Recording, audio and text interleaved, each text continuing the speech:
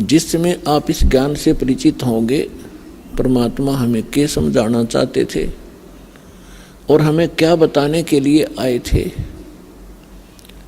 और हम कर क्या रहे थे, हमने करना क्या चाहिए था, उसमें आपका कलेजा भर भरा होगा। आपको पिछला गया हुआ जीवन नरक दिखाई देगा और इतना पश्चाताप बनेगा, आपकी आत्मा सिर उठेगी। अब जैसे किसी ने नशा कर रखा, चाहे वो सांप के पास पड़ा हो, वो दूसरी बात उसको डस नहीं रहा, लेकिन जब उसकी आंखें खुलेंगी होश में आएगा, उसका कलेजा हिल जाएगा। तो हम काल के लोक में पड़े हैं, ये डसे कब गया उसकी मर्जी, लेकिन हम उसके विवश होकर उसके आगे पड़े हैं। अब उस सर्प के इस काल से परमात्मा बचावेगा। सतनाम और सारनाम की जड़ी आपको देके इसके विष को निष्क्रिय करेगा। जो इस दास के अतिरिक्त इस विश्व में वह जड़ी नहीं है, या उन महापुरुषों के पास थी जिनको भगवान मिले थे, उसमें उन महापुरुषों की हमने कदर नहीं करी। वह चले गए जब हम अनुयायी बन गए लाखों की संख्या में, लेकिन संत के रहते उसका आदर और उसकी प्रत्येक बात पर गहराई से सोचना चाहिए और अमल करें तो लाभ उठा लिया जाता है। तो पुण्यात्माओं, हम ऐसे गंदे लोक में रह रहे हैं, चाहे यहाँ का प्रधानमंत्री बेशक आपने कितना ही अच्छा दिखाई देता हो, लेकिन उस जीव का कोई आधार नहीं है। कबीर सब जग निर्धना, धनवंता ना कोय, धनवंता सो जानियो जिस पर राम नाम धन होवे। जो वर्तमान के अंदर सत साधना नहीं कर रहे हैं, चाहे वह कितने धनी हो, कितने उच्च पोस्ट प्राप्त है, उन जीवों का भविष्य नरक में है, बहुत बुरा होगा उनके साथ। अब उनको ये ज्ञान होगा जो कि एक मानव को, प्रत्येक प्राणी को होना चाहिए कि जो तू गलतियां कर रहा है इसका तुझे दंड भी भोगना होगा। तो उसके बाद वो प्राणी, बुद्धिमान व्यक्ति, वो गलती किया नहीं करता।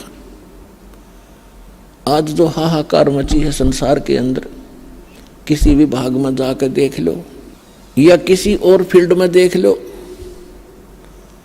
एक माया कमाना उद्देश्य बना रखा प्राणी ने, चाहे झूठ बोल के, चाहे रिश्वत लेके, चाहे हेरा फेरी करके। किस लिए? कि कोठी बनाऊंगा, अपने बच्चों को अच्छी शिक्षा दूंगा,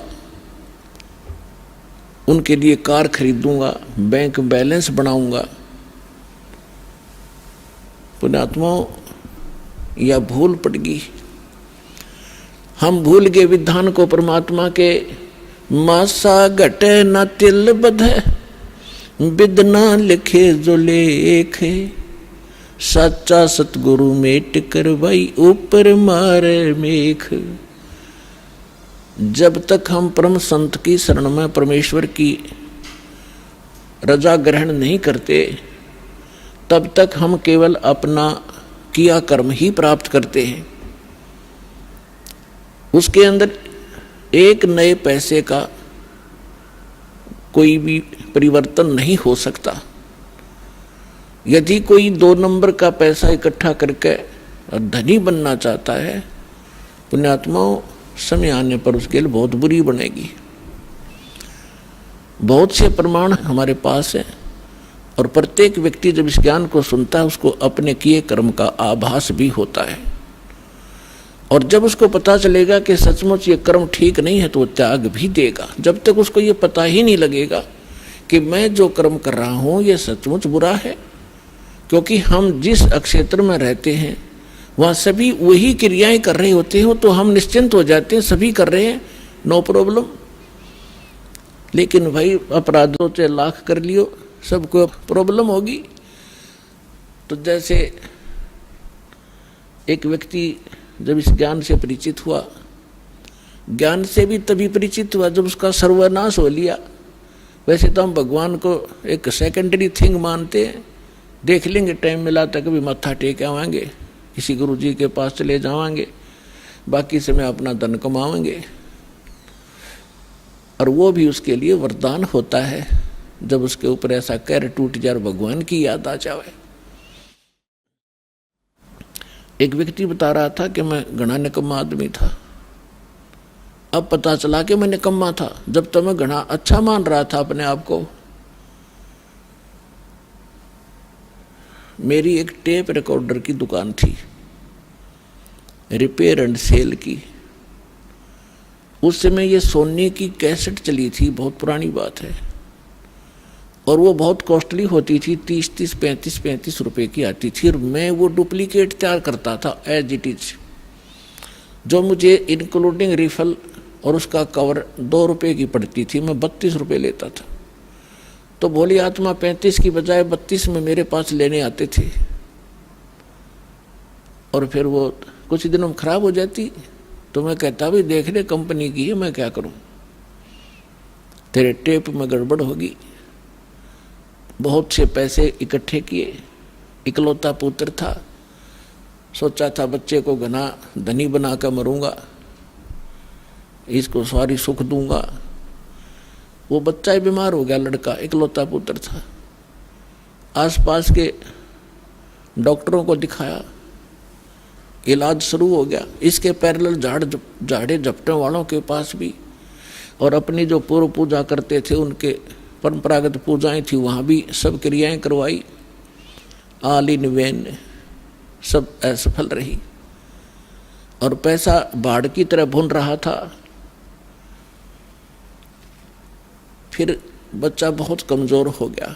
1 वर्ष लगभग ट्रीटमेंट ऐसे ही चलता रहा। कभी थोड़ी सी राहत मिल जाए, फिर ज़्यादा हो जाए, फिर राहत मिल जाए। जो मैंने पैसा कमाया था वो सारा का सारा जा रहा था, लेकिन मेरी समझ में नहीं आ रहा था। अब फिर कमा लूँगा, एक बार बेटा ठीक हो जाओ। फिर क्या पता चला कि उसके दोनों किडनी फेल होगी। ऑल इंडिया इंस्टीट्यूट दिल्ली ले गया। उन्होंने बताया कि अति शीघ्र ट्रांसप्लांट कराओ, नहीं तो बच्चा नहीं बचेगा। जैसे तैसे किसी से कह सुनकर और एक गुर्दा प्राप्त किया, कोई सब इच्छा से दान करने वाला मिल गया। फिर भी उसके खर्चा बहुत हुआ, यानी उस समय 3.5 लाख रुपए मेरे उस गुर्दा के बदले बदलाने में लग गए। और पहले और खर्च हो लिया गना। जो मेरे पास धन था, वो मकान था, वो सब बेच दिया, किराए पर रहने लग गया। अब बेटा ठीक हो जाए, फिर कमा लूंगा। तो कहने का भाव ये है कि लड़का स्वस्थ हो गया, गुर्दे सफल हो गया गुर्दा उसका। फिर गांव में एक प्लाट था, वो बेचकर शहर में छोटा सा मकान भी बना लिया। बच्चे के विवाह की तैयारी थी, अच्छी शिक्षा ग्रहण करवाई थी उसको, और अच्छी नौकरी की अपॉइंटमेंट भी उसकी हो गई थी।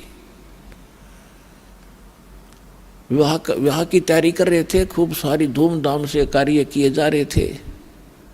वो लड़का एक अपनी कार में जा रहा था, एक गाड़ी से टकरा गया, ट्राले तय, यानी बस दुर्घटना में उसकी मृत्यु होगी। बस में जा रहा था। अब इकलौता पुत्र था, जिसको सुखी देखना चाहता था, दुनिया को लूट रहा था। फिर मेरा वो लड़का भी ना रहा, टक्कर मार के रो रहा था। फिर ऐसे ही आपका कोई भक्त मिला, उसने मुझे एक कैसेट दी। तब मुझे अपने किए कर्म का आभास हुआ और मेरा सर्वनाश हुआ। तो तब मैं परमात्मा की तरफ चला, ना तो शायद मैं भगवान भी याद नहीं करता। तो पुण्यात्माओं, परमात्मा कहते हैं, तुमने दरगाह का उस मैल नहीं देखा, धर्मराज के तिल तिल का लेखा। तुमने वहाँ देखा नहीं भगवान का, वहाँ कैसे अकाउंट होता है। एक पाई भी, एक नए पैसे का वहाँ हेरा फेरी नहीं होगी। आपका किया कर्म एज ए फिल्म आपके सामने चल पड़ेगा, जहाँ आप ना नौकर करोगे, यस करते चलोगे तो ठीक है। जहाँ ये कहोगे ऐसा मैंने नहीं किया, फिल्म चला देगा धर्मराज। क्योंकि एक हमारे अंदर फीड होती है, एक उसके पास फैक्स हो जाती है डेली।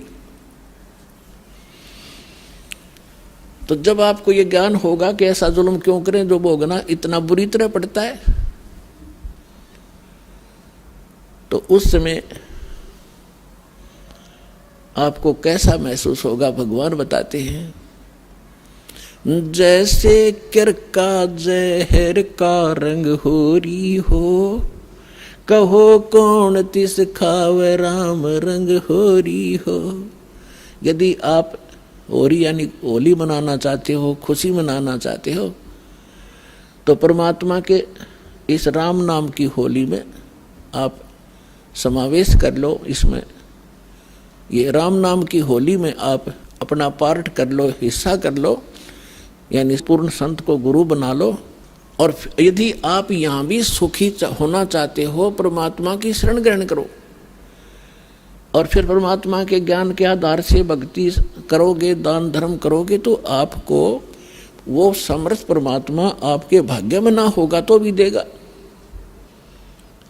हम जब तक परम संत के माध्यम से और परमेश्वर उस परम अक्षर ब्रह्म कबीर परमेश्वर की शरण ग्रहण नहीं करते, तब तक हम अपना केवल जो पूर्व जन्म का संस्कार है वही प्राप्त होता है। चाहे बुरा है तो बुरा मिलेगा, अच्छा है तो अच्छा मिलेगा। और जो पुण्यकर्मी प्राणी हैं, आज वो बड़े बड़े सेठ बने हैं, कोई राजनेता बना है, कोई अभिनेता बना है, कोई IAS IPS बना है, कोई डॉक्टर इंजीनियर बना है, कोई जज बना है, कोई एडवोकेट बना है, तो ये पिछले जन्म के घने पुण्यकर्मी प्राणी हैं। और ये सारा जीवन खोटे कर्म करें, चलो सभी तो नहीं करते, चाहे वो सारे जीवन में कितनी गलतियां करें, कितने 2 नंबर के काम करें, उनके पिछले पुण्य उनको प्राप्त होंगे ही होंगे। और उनको एक सबसे बड़ा धोखा ये रहेगा कि हमारा कुछ बिगड़ा को नहीं, हमारा क्या बिगड़ गया, वो फलाने ने ऐसा कर दिया, दकड़ियों ने ऐसा कर रहा था, राज भी वो सुखी है, तो उनके साथ साथ और भी उसी आग में गिरते चले जाएंगे। लेकिन जब हम परमात्मा के विधान से परिचित होंगे कि जब तक आपके पुण्य चलते हैं, आप चाहे डाके मारो, चाहे हत्याएं करो, चाहे बकरे मारो, मांस खाओ, शराब पियो, झूठ बोलो, और चाहे 2 नंबर के काम खूब करो, आपके पूर्व जन्म के पुण्य आपको मिलते रहेंगे। और जिस समय वो पुण्य क्षीण हो जाएंगे, फिर पाप का दौर शुरू होगा। फिर देखना क्या कहर टूटेगा उस घर के, उस प्राणी के ऊपर। यदि वो मनुष्य जीवन भी ठीक ठाक निकल गया तो घने पुण्य थे उसके, लेकिन पापों का ढेर उससे घना है भी। वो नेक्स्ट जीवन में भक्तिहीन प्राणी कुत्ते की योनि में जाएगा और फिर उसके सिर में कीड़े पड़ेंगे, वहाँ कोई ट्रीटमेंट करनी आ नहीं पाओगा उसको। तो पुण्यात्माओं, ये कोई डूम बाट के गीत नहीं है कि वैसे ही आपके सामने बेतु की बकवाद की जा रही है। परमात्मा का वो गूढ़ रहस्य और यथार्थ विधान आपके रूबरू किया जा रहा है, जो खुद भगवान ने बताया और जिनको परमात्मा मिले उन महापुरुषों ने बताया। और ये दास केवल एक टेप रिकॉर्डर का काम कर रहा है, उनके बताए ज्ञान को एज इट इज आपके सामने बोल रहा है। अब परमात्मा बताते हैं, कबीर लूट सको तो लूटियो, राम नाम की लूट, पीछे फिर पछताओगे भाई प्राण जहांगे छूट। वो पृथ्वीपति चकवे गए जिनके चक्कर चलंत, रावण सरीखे कौन गिने भाई ऐसे गए अनंत। राम रटत दारिदर भलो, टूटी घर की छान, वो कंचन मैल किस काम के, जहाँ भक्ति नहीं भगवान। राम रटत कोड़ी भलो, चू चू पड़े जो चामे, वो सुंदर दे किस काम की, जा मुख नाही नाम। कबीर जिव्या तो वाए भली, जो रटे हरि नाम, नहीं तो काट के फेंक दियो ये मुख में भलो ना चामे।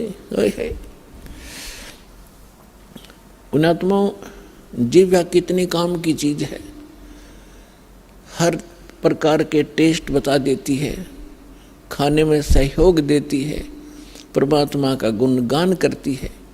यदि हम इसका यथार्थ यूज नहीं करते, सही प्रयोग नहीं कर रहे हैं, जैसे सारा दिन झूठ बोले, पेट के लिए अटपट करते हैं, किसी का गलत गवाही देकर उसको सजा प्राप्त करवा देते हैं अपनी इस जुबान से, तो ये जुबान आपके लिए सबसे बड़ी दुश्मन से दोएगी और अगले जन्म में आपको पशु योनि में भेज दिया जाएगा।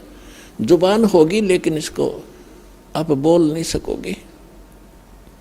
तो परमात्मा कहते हैं यदि भक्ति नहीं करते हो, परमात्मा की गुणगान नहीं करते हो, इसके अतिरिक्त आप केवल रोजी रोटी या किसी अन्य को सताने के लिए जिह्वा का प्रयोग करते हो। कबीर साहब कहते हैं हितै पराई आत्मा जीभ बांध तलवार। एक तगड़ा व्यक्ति एक कमजोर व्यक्ति को ऐसा वचन बोल देता जुबान से, अब उसकी पार तो बसाए नहीं, क्योंकि वो हर तरह से सब उसे तगड़ा है, बलशाली भी है, वैसे भी राज में पहुँच है, तो वो व्यक्ति उसको प्रति उत्तर ना दे करके बैठ कर रोता है अपने घर पे, उसकी आत्मा दुख पाती है। तो उसने उस जीभ से तलवार का काम कर दिया, उस आदमी की आत्मा काट दी। उसके बैड काउंट में लिखिएगी, बेशक वो गरीब ना बोल सकता, परमात्मा सारी सुनता है। कहते चिट्टी पायल बाजा पैर साहिब सुनता है सब लहर। तो इस प्रकार हम इन सभी क्रियाओं से जो परिचित होंगे उसके विषय में बताया है कि फिर हम ये गलतियां नहीं करेंगे और हम केवल भक्ति करेंगे। तो परमात्मा बताते हैं कि जब आप भक्ति ना करके और अन्य किसी भी विषय पर चर्चा करोगे, आपको ये बात याद आवेगी, क्यों टाइम वेस्ट करा। अपने कोई भक्ति करेंगे या नित्यनेम करेंगे या मंत्र जाप करेंगे, ना अपनी कोई पुस्तक धार्मिक वो पढ़ेंगे, उससे पुण्य बनेंगे। इसके अतिरिक्त हम जो भी करते हैं बोलते हैं वो व्यर्थ है, वो यूजलेस है। इसलिए सभी संतों ने इस बात को समर्थन दिया है कि परमात्मा की भक्ति करो, बाकी आप जितना भी क्रिया इसके अतिरिक्त करते हो ये आपको लाभ नहीं देगी। अब जैसे आपने सुना था कि जैसे कर का जहर का रंग होरी हो, कहो कौन तिस खाव राम रंग होरी हो। अब जैसे जरा सा भी कोई पाप आप करोगे, आपको ऐसा लगेगा जैसे ये विष का कण है। जब आपको ये पता है कि ये वस्तु जो पदार्थ यहाँ पर गिरा है ये विष है और उसका एक कण भी पड़ा हो और विष के अवगुण से आप परिचित हैं, उसकी हानि से परिचित हैं, उसका एक कण किरका कहीं गिरा हो, क्या आप उठाकर जीभ का लगाओगे? उसको उठाकर ऐसे स्थान पर दबाओगे किसी और के भी हाथ ना लग जा और अपने हाथ में भी 6 साबुन से धोओगे। तब आपको जब ये ज्ञान होगा कि आप जो क्रियाएं कर रहे हो, एक परमात्मा की भक्ति ना करके 2 नंबर के काम करते हो, मांस खाते हो, शराब पीते हो, हुक्का पीते हो या और कोई दुराचार करते हो, आपको वो विष का कण दिखाई देगा। और जो व्यक्ति बुद्धिमान होता है, जैसे बालक तो गलती करते हैं, वो विष भी खा जाते हैं, मर जाते हैं, खाएंगे तो मरेंगे भी। और जब वो बच्चे बुद्धिमान होते हैं, कुछ सियाने होते हैं, फिर उनको पता चल जाता है कि ये सर्प है, ये बिजली है, ये विष है, और पहले वो उन्हीं को पकड़ लेता और मर जाता है। जब वो समझदार होता है तो स्वयं भी दूर भागता है और अन्य को भी सतर्क करता है कि बिजली का तार गिरा है, इससे दूर हो जाओ। और छोटा बालक होता जब तक बुद्धि काम नहीं करती उसको पकड़कर मर जाता है। सर्प को भी छू लेता, पकड़ लेता है, उसको डस जाता है, वो मृत्यु को प्राप्त हो जाता है। और जब वो बच्चा बड़ा हो जाता है, उनके अवगुणों से परिचित हो जाता है, उसकी बुद्धि काम करने लग जाती है, तो फिर वो स्वयं भी बचता है, अन्य को भी सतर्क कर देता है। ठीक इसी प्रकार ये समाज सारा बालक बुद्धि का है। जब तक ये तत्व ज्ञान से परिचित नहीं है, परमात्मा के विधान से परिचित नहीं, तो सभी विष खा रहे हैं, सर्प की पूंछ पकड़ रहे हैं और बिजली के तारों को हाथ लगा रहे और मर रहे हैं। अब इस ज्ञान से, इस तत्व ज्ञान से आपका कलेजा हिल जाएगा। और इतना ज्ञान समझ के भी कोई नहीं मानता है तो महामूर्ख, और फिर उसका कोई ट्रीटमेंट नहीं, वो तो गधा ही है, इस जीवन में भी गधा है। जब हमें प्रत्यक्ष दिखाई देता है कि परमात्मा हमारे साथ हो जाएगा, तो हमें कोई दुख नहीं रहे। राजा भी भगवान की खोज में फिरता है, कोई संतों से मिलता है, कोई जंतर मंत्र कराता है। राजा से बड़े तो आप नहीं हो सकती प्रजा, ना सुखी हो सकती जैसा तुम मानते हो। राजा भी अपनी आपत्ति में परमात्मा की आड़ लेता है और आपको सीधा ही भगवान मिल रहा, तो फिर आपका कौन सी कमी आवेगी, ये विचार करने की बात है। पहले तो दास आपको परमात्मा के विधान और इस ज्ञान से इतना परिपूर्ण कर देगा कि आपके हृदय में ये पक्की बात समा जाएगी कि कबीर इज गॉड, और ये रियलिटी है, वास्तविकता भी है। और फिर ये ऐसा प्रमाणित कर दूंगा कि ये भक्ति है, ये विधि है भक्ति की, और विधि नहीं है। आप बुद्धिमान हो, हमारे पास सदग्रंथ हैं, प्रमाण हैं, जिन महापुरुषों ने ये मंत्र जाप किया उनका उद्धार हुआ, वो मोक्ष हुआ, हम भी मानते हैं ये मुक्ति प्राप्त हुई इनकी। उनके अतिरिक्त कोई मोक्ष प्राप्त प्राणी नहीं है। चाहे वो सिद्धि कितनी ही कर गया हो, चाहे वो कितने चमत्कार दिखाकर मर गया हो, लेकिन वो मोक्ष प्राप्त नहीं है। तो फिर कौन सी समस्या रहेगी? फिर मूर्खता की। जानबूझ साची तजय और करे झूठ तने, ताकि संगत है प्रभु, फिर सोपन में भी ना दे। जो इतना ज्ञान समझकर फिर गलतियों पे गलती करता है तो बुद्धिमान व्यक्ति नहीं है, वो तो जानबूझ कर बकवाद कर रहा है। अब परमात्मा क्या बताते हैं? राम नाम रटते रहो, राम नाम रटते रहो, जब तक घट में प्राणे, कब हो तो दीन दयाल के हे भनक पड़ेगी कान। अब परमात्मा की भक्ति में आगे बढ़ने के कुछ फार्मूले हैं जिससे आप स्थिर रहोगे। इन फार्मूलों को, इन पॉइंट्स को आपने याद रखना पड़ेगा। जैसे कुछ भक्त आते हैं, कुछ ऐसे भक्त होते हैं जो सब जगह थक लेते हैं, झाड़ फूक करवा के, मंत्र जंतर जप के, गुरु बना के, और जब वो यहाँ आते हैं चाहे कितना भयंकर दुख हो उनके ऊपर, परमात्मा तुरंत ठीक कर देता है। अब उनकी तो फिर परमात्मा की रजा होगी, उन कोई और ठिकाना नहीं रहा, भगवान से अतिरिक्त कोई जगह दिखाई नहीं देती। मालिक को सब पता है, अंतर्यामी है वो परमात्मा। वो दूर तक जानता है कि आने वाली आत्मा क्या उद्देश्य लेकर इस दरबार में आई है, उसी तरह से उसका उपचार होता है। तो ऐसे आते हैं, उनको तुरंत देखो। दास तो एक पीएन है उस कबीर भगवान का, चपड़ासी हूँ। आपकी अर्जी दास के पास आती है, दास उस परम पिता की टेबल पर रख देता है। अब उसने यस और नो उस कबीर भगवान ने करनी है, और यहाँ सेकंडों में होती है। यहाँ कोई कार्यालय नहीं है, वह साइन होगा फिर वापस आओगी। सेकंड्स के भी कुछ क्षणों में वो सब अर्जी परमात्मा फैसला करता है। तो जो भी आता है, जैसी उसकी अंतःकरण की भावना होती है, दास आपकी अर्जी दास के पास, दास की परमात्मा के पास, तो फिर करना उस मालिक ने है। तो कुछ ऐसे आते हैं, उनको तुरंत राहत मिलती है। मालिक को पता कि अब ये कहीं नहीं जाएंगे मेरे बच्चे, सब जगह थक लिए धक्के खा के। कुछ ऐसे आते हैं, हमारे भक्त कहते हैं चलो वहाँ जाते ठीक हो जाओगे, चलो वहाँ जाते ठीक हो जाओगे। अब वो आ जाते हैं, दुखी दिन तो आना ही होता है, लेकिन वो उद्देश्य कुछ और रखते हैं कि ठीक है चलते हैं, ठीक हो गया तो ठीक है, नहीं तो नहीं। तो ऐसे नहीं बनती बात है।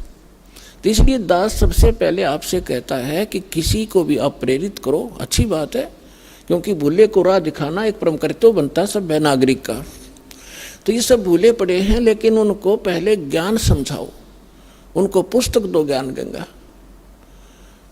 और ये ज्ञान गंगा पुस्तक जो है, और भी कोई हमारी सीडी है बनाई हुई, या कोई भी परमात्मा का लिटरेचर जो इस दास के सत्संगों से बना है, उनको उनको दो पढ़ने के लिए।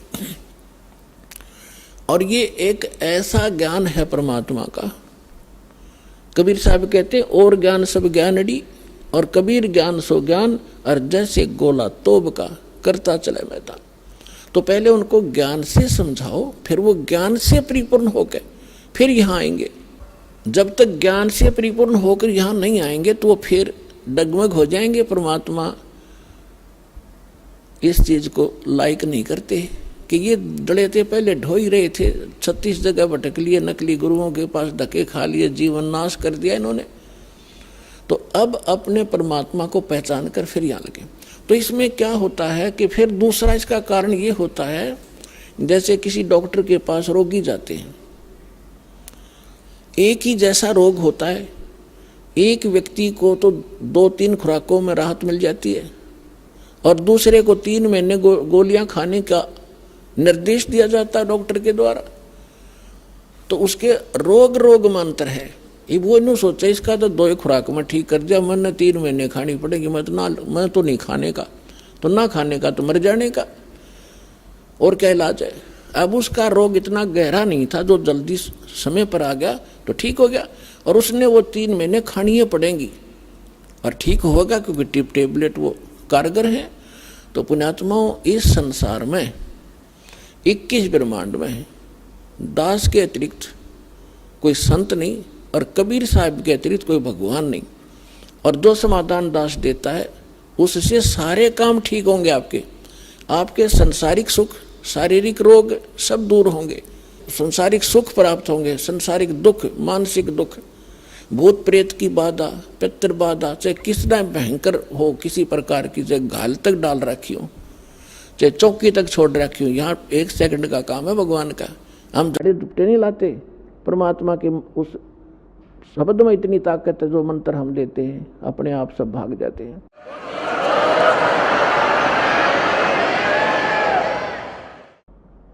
फिर कहते हैं धीरे धीरे रे मना, धीरे सब कुछ होवे, माली सींचे 100 घड़ा, समय आवे फल होवे। अब ये फार्मूले आपने याद रखने इस मार्ग पर, कि धीरे धीरे रे मना, धीरे सब कुछ हो। आप बच्चे को स्कूल में भेजते हो प्रथम कक्षा में, और फिर उसको परिपूर्ण ज्ञान प्राप्त कराने के लिए, रोजी रोटी के योग्य बनाने के लिए 20 वर्ष तक, 15 वर्ष तक फ्री छोड़ देते हो। BA करके फिर वो 5-4 वर्ष का कोर्स भी करता है, और फिर 2 रोटी का साधन उसको बनता है। अगर वो सफल हो जाता है और बढ़िया होता है, फिर सारा उसका जीवन रोजी रोटी की समस्या हल हो जाती है। ठीक इसी प्रकार आपने ये आम का बीज बोया है, भक्ति, सत भक्ति। अभी तक आपने बबूल बो रखी थी, और बबूल बीज का ये आशा कर रहे थे कि हमें आम मिलेंगे मीठे मीठे, तो बबूल के तो काटे ही मिलेंगे। आम की इंतजार, आम की आशा व्यर्थ थी। तो जितने भी ये संत हैं, पंथ हैं और श्रद्धालु हैं, ये बेचारे उनको संत मानकर चले गए, उन्होंने राम नाम दे दिया, अब बीज दे दिया आम का कह के, और है वो बबूल का। उन बीज भी दिया, यानी साधना भी कर रहे हैं, जैसा गुरु जी बता रहे हैं, वो फल भी रहा है। कुछ कहते हैं हमें ऐसे दिखाई देता है, प्रकाश दिखता है, वो प्रकाश से का बीज दे रखा है तुम्हारे जो प्रकाश युग काल है, ज्योत स्वरूपी निरंजन। तो आम का बीज कह के सतलोक सतपुरुष की कथा सुना के आपको बीज दे दिए, काल के 5 नाम काल के जानो, ये राधा स्वामी वाले। और सभी आस लगाए बैठे में सुख होगा, हमें मोक्ष मिलेगा, सपने में भी इंतजार मत करना। बीज आम का बीजिए और फिर वो प्रोसेस अपनाइए जो एक बीज को बो के पेड़ बनाने तक जो क्रियाएं की जाती है, और फिर देखना तो अब आपको आम का बीज मिला है, इसको बोइए, बीज दिया, अब इसकी सिंचाई कीजिए, इसकी सुरक्षा कीजिए। अब सिंचाई क्या है? देखो पुण्यात्माओं, दास इस मार्ग का मास्टर है, इस मार्ग का डॉक्टर है। आप सभी विद्यार्थी हो, दूसरे शब्दों में आप जन्म मरण के रोगी हो। तो इस दास को इसका पूरा कंप्लीट कोर्स पता है, आपको बताया जाता है, तो आप जी वैसे ही कीजिए और फिर देखना इसकी सफलता कैसे। जैसे ये मंत्र हैं, ये तो समझो बीज है। ये मंत्र जाप कर आपको दिए जाते हैं, ये तो समझो बीज है, बो दिया आपके अंतःकरण में, वचन की शक्ति तय प्रवेश कर दिया। अब इसकी सिंचाई करनी है, इसमें खाद पानी डालना है। तो उसके लिए कहा है, एक यज्ञ है धर्म की, दूजी यज्ञ है ध्यान, तीजी यज्ञ हवन की, चौथी यज्ञ परिणाम, और पांचवी यज्ञ है ज्ञान की। तो आप जी ने ये बीज बोने के उपरांत, जैसे खेत में किसान गेहूं बीज देता है, तो गेहूं बीज देने मात्र से सफलता नहीं होगी, उसमें खाद भी, पानी भी, उसकी सुरक्षा भी समय अनुसार देनी पड़ेगी। और उसमें घास फूस उग जाता है, उसको निकालना भी प्रॉपर पड़ेगा, तब वो सफलता प्राप्त होगी। इसी प्रकार आप जी ने ये पांचों यज्ञ इस मंत्र के पैरेलल करनी पड़ेंगी। अब जैसे हम अज्ञानता के कारण इन अनाड़ियों के पास जाते थे, ये क्या क्या साधना बताते थे। कोई तो कहता था गायत्री मंत्र जाप कर ले, और कोई कहता था कि गीता जी का एक अध्याय डेली कर लिया कर, पाठ कर लो। कोई जप जी साहिब की एक पुस्तक है, उसको नित्य पढ़ने को कहते हैं। कुछ ये नित्य नियम का गुटका हमने बना रखा है गरीबदास के पंथ में, इस कुछ कहते हैं बस ये पढ़ लिया करो बेड़ा पार हो जाएगा। अगर मंत्र पता नहीं उठपटांग क्या देते हैं वो। तो पुण्यात्माओं, जैसे पहले हम गायत्री मंत्र को लेते हैं। गायत्री मंत्र क्या है? ये एक यजुर्वेद अध्याय नंबर 36 का मंत्र नंबर 3 है, और इन अनाड़ियों ने इसको पता नहीं के बना रखा था। इसके आगे ओम अक्षर लगा लिया, ओम भूर्भुवः स्वः तत्सवितुर्वरेण्यं भर्गो देवस्य धीमहि धियो यो न प्रचोदयात्। और इसना हम निरा गोट्या करते और इसको यूं मान्या करते इससे मोक्ष होगा। ये प्रथम तो इसके साथ ओम नाम लगाने से ये मंत्र ही व्यर्थ हो जाता है। अब जैसे वेदों में महिमा पूर्ण परमात्मा की है और ओम नाम है ब्रह्म का, और महिमा ये इसमें इस मंत्र में महिमा है परमक्षर ब्रह्म की। यदि हम कोई पत्र लिखते हैं और उसमें शुरुआत में लिखते हैं मुख्यमंत्री या मंत्री, और वो भेजनी थी हमने प्रधानमंत्री के, तो वो प्रधानमंत्री के पास नहीं जाएगी वो एप्लीकेशन। जिसको आपने एड्रेस किया वहाँ जाएगी, और वो उसका अधिकारी नहीं उसका आपकी एप्लीकेशन को सुन ले, कुछ काम कर दे। हमने प्रधानमंत्री के एप्लीकेशन भेजनी थी और उससे हमें लाभ मिलना था। एड्रेस कर दिया वो मंत्री के या मुख्यमंत्री के, तो होगी व्यर्थ। तो ये ओम नाम इसके साथ लगाकर इसका और काम बिगाड़ लिया इन्होंने। दूसरी बात रही, अगर यदि इस ओम नाम ना लगा के और भूर्भाव से शुरू करके इसका बार बार आवृत्ति करते रहे, रिपीटेशन करते रहे, तो इससे लाभ क्या होगा? इसके अंदर लिखा है जैसे इलेक्ट्रिसिटी, विद्युत, इस बिजली के गुण लिखे हो कहीं पे कि बिजली पंखा चलाती है, अंधेरे को उजाले में बदल देती है, और ये ट्यूबवेल से जल निकाल देती है, आटा पीस देती है, पंखा चलाती है।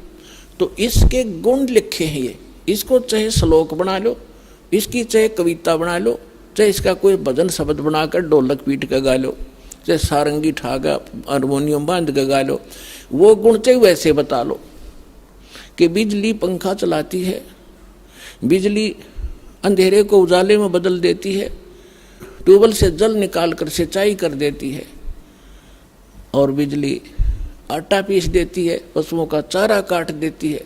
तो ये गुण तो उसके अंदर विद्यमान है। इसने एक बार पढ़ लो, चाहे इसने सारी उम्र बाँच लो, वो गुण उसमें विद्यमान है। पर वो प्राप्त कैसे होंगे आपको, वो गुण प्राप्त कैसे हो, वो मेथड कौन सा है, वो भिन्न है। ये तो ज्ञान हो गया, ज्ञान यज्ञ है ये कि इस वस्तु में ये गुण है। अब वो प्राप्त कैसे हो वो गुण, उसके लिए सारा तरीका ही अलग है। उसके लिए उस ऑफिस का पता चाहिए जहाँ से वो कनेक्शन मिलता है। वहाँ फिर जाकर वो कहेंगे ये फार्म भरो, ये फॉर्मेलिटी लाओ, वो सारा पूरा करके एप्लीकेशन लगाओ, समय आने पर आपका कनेक्शन मिल जाएगा। तो जो गुण गाया करते थे आप उस बिजली के, अब आपको वो प्राप्त होने शुरू हो गए। फिर गाओ चाहे मत गाओ, वो गुण आपके शुरू हो गए। और फिर भी वो अच्छा है, भाई बिजली बटन दबा दे, इतना ज्ञान तो रहना ही चाहिए कि बल्ब जगाना है ये बटन दबाओ, मोटर चलानी है ये दबाओ। ज्ञान यज्ञ फिर भी पैरेलल रहेगी, तो वो आपको सहयोग देगा। लेकिन जब तक कनेक्शन नहीं मिलेगा वो लाभ प्राप्त नहीं होंगे।